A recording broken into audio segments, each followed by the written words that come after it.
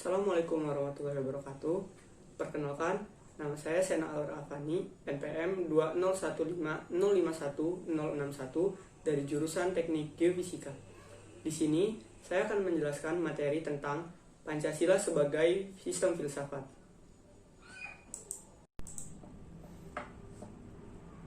Pengertian filsafat. Istilah filsafat secara etimologis merupakan padanan kata yang pertama yaitu falsafah dalam bahasa Arab, dan yang kedua filosofi dalam bahasa Inggris yang berasal dari bahasa Yunani yaitu philosophia. Kata philosophia merupakan kata majemuk yang tersusun dari kata philos atau philein yang berarti sahabat, kekasih, mencintai, dan kata sophia yang berarti kebijaksanaan, hikmat, kearifan, dan pengetahuan. Cabang-cabang filsafat yang pokok. Yang pertama yaitu metafisika, yang membahas hal-hal yang bereksistensi di balik fisik yang meliputi bidang ontologi, kosmologi, dan antropologi. Yang kedua yaitu epistemologi, yang berkaitan dengan persoalan hakikat pengetahuan. Yang ketiga, metodologi, hakikat metode dalam ilmu pengetahuan. Yang keempat, logika, persoalan filsafat berpikir, yaitu rumus-rumus dan dalil-dalil berpikir yang benar.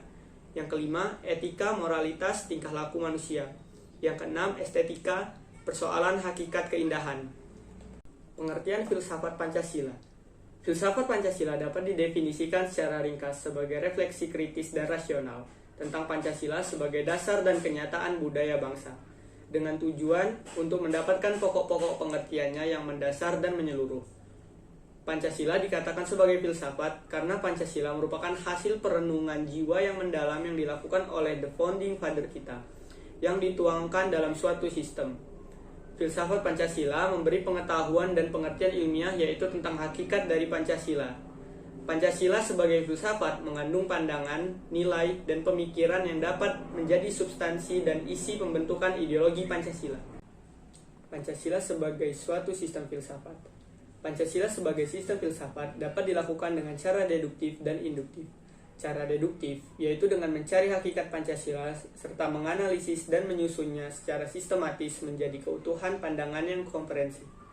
Cara induktif yaitu dengan mengamati gejala-gejala sosial budaya masyarakat, merefleksikannya, dan menarik arti dan makna yang hakiki dari gejala-gejala itu. Ciri filsafat Pancasila antara lain: 1. Sila-sila Pancasila merupakan satu kesatuan sistem yang bulat dan utuh. Dengan kata lain, apabila tidak bulat dan utuh, atau satu sila dengan sila lainnya terpisah-pisah, maka itu bukan Pancasila. Yang kedua, susunan Pancasila dengan suatu sistem yang bulat dan utuh dapat digambarkan sebagai berikut. Inti sila-sila Pancasila meliputi: 1. Tuhan, yaitu sebagai causa prima.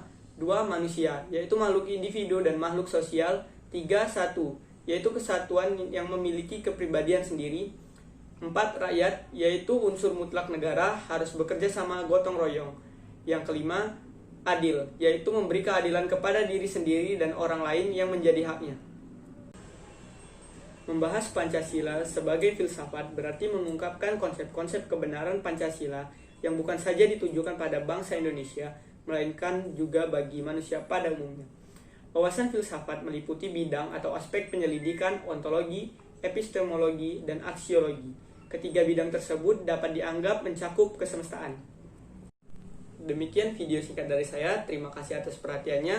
Apabila ada kesalahan, saya mohon maaf, dan kepada Allah saya mohon ampun. Saya akhiri, wabillahi taufik wal hidayah. Wassalamualaikum warahmatullahi wabarakatuh.